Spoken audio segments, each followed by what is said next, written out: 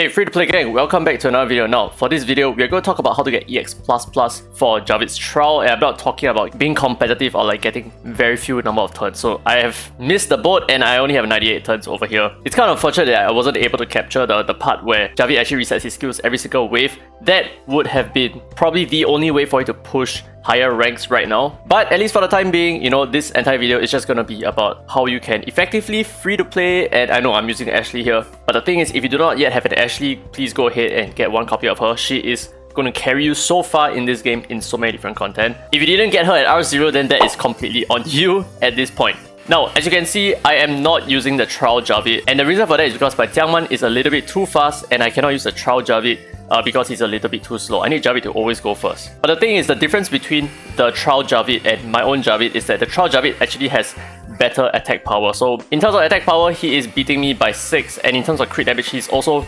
beating my own Javid by another 40 crit damage, which means using a trial Javid is actually going to be a little bit better for you as well. So this is going to be the team that I'm using, just completely YOLO, just dealing as much damage as we can. And the reason for using Sander and Priska here is so that we can AP control the boss, which is I think the main issue here. So as long as you can AP control the boss, you can kill him, easy, done. So the first couple of waves are going to go past like super fast, I think until about round 15, maybe. So it's almost like one shot every single wave, and if we fail to one shot, we still have Jiangman to do more DPS for us. Now the reason why Ashley is here is not because of her attack up buff, right? So contrary to popular belief, the reason why she's here is only because of the true damage that she brings in her kit, which allows us to deal more damage. Okay, so sometimes when Priska doesn't use his first skill on the boss will not get his AP reduced, but it's still going to be fine. This is not the important boss fight. I think the more important boss fight is that you might want to manual just to get EX++. Is probably like the 15th floor and the 20th floor. Just to make sure that you normal attack the boss so that you absorb his AP, basically. So yeah, whenever we have stragglers like that, Jiangman is going to come in, sweep everything. And usually after Jiangman attacks, and we still have stragglers, Sander would only need to use one skill and we will one-shot something, right? If not, Ashley with her smart AI will also use her first skill because she don't need the AoE attack. So Ashley's AI is really incredibly smart in that sense. Okay, we didn't manage to AP absorb, I think. Yeah, I think we got resisted, but yeah, there you go. So Sander, really good for one-shotting the boss. But of course, that's just for the first 10 waves. The bulk of the difficulty comes from wave 15 onwards. Oh, and I will show you my equipment like right after this run. But yeah, just take note that this entire video is just for a more free-to-play team to get EX++. It's not incredibly difficult. I'm sure a lot of you guys can do it. Yeah, I do not even think that any of you guys have any issues reaching around 20 because Javid is very effective in this particular content. Okay, so we need to use our first skill first. Okay, we didn't use our first skill, but at least we still get the stuns and the slows on the enemies, which is okay. It's perfectly fine. I'm talking about Priska, by the way. But you see that when the boss attacks, because we didn't manage to AP control him, he's going to deal a ton of damage, right? Crazy amount of damage.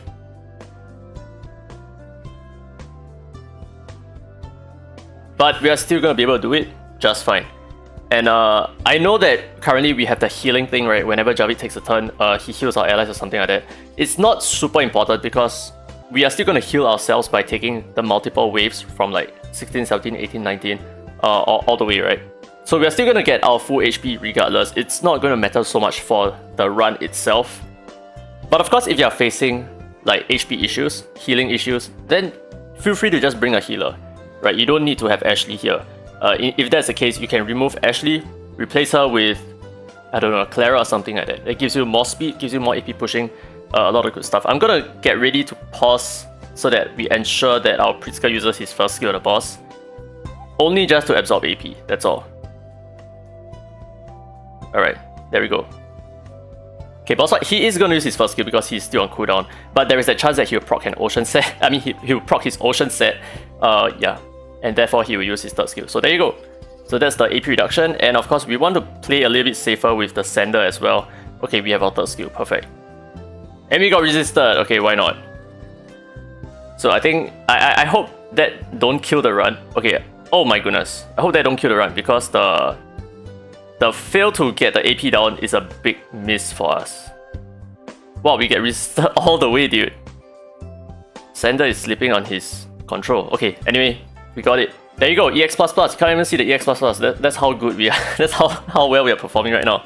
Okay, so in terms of DPS, Javid is clearly doing a lot. The most damage in because he's taking multiple first turns. But Jiangman is a close follow-up, followed by Ashley as well. Okay, anyway, let's take a look at all of their equipment. So starting with my Javid, it's just a little bit more speed, that's all. That's what I'm pushing here. In terms of attack power, I think we can improve a little bit. In terms of crit damage, we can definitely improve a little bit. But it's just for the speed.